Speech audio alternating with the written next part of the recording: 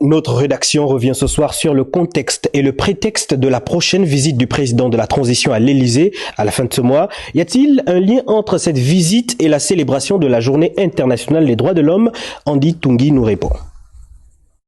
30 août 2023, le monde a encore à mémoire le coup de libération perpétré par les militaires réunis au sein du Comité pour la transition et la restauration des institutions CTRI. Ali Bongo Ndimba est destitué. Le pouvoir est aux mains des militaires. Libreville exulte au même titre que d'autres capitales provinciales. Ce fut le début d'une nouvelle ère.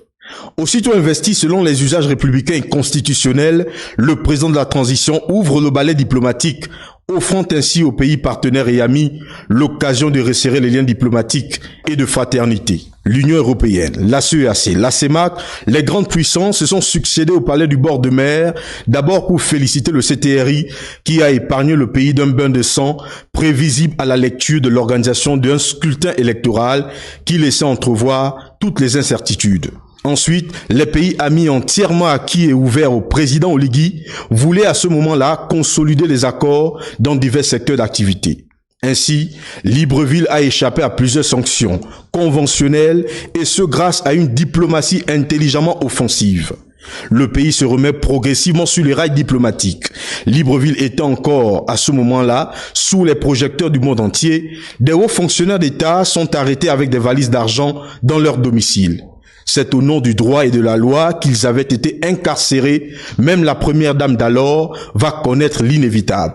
Derrière ces arrestations, l'on y verrait une instauration d'un véritable état de droit. Et puisqu'il s'agit là du respect des droits humains, certains analystes avertis font un lien entre la prochaine visite du président de la transition à l'Élysée et la récente sortie de l'avocat du président déchu Ali Bongo Ndimba qui proteste contre la supposée séquestration ou les soi-disant actes de torture dont seraient victimes son épouse et son fils incarcérés à la prison centrale de Libreville.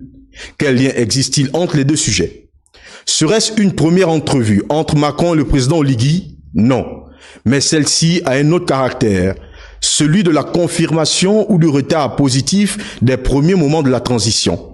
À Paris, on sera à l'heure de l'affirmation du leadership d'Oligui Nguema, tournant définitivement la page d'Ali Bongo. Ce sera l'heure de l'engagement du Gabon sur les questions environnementales.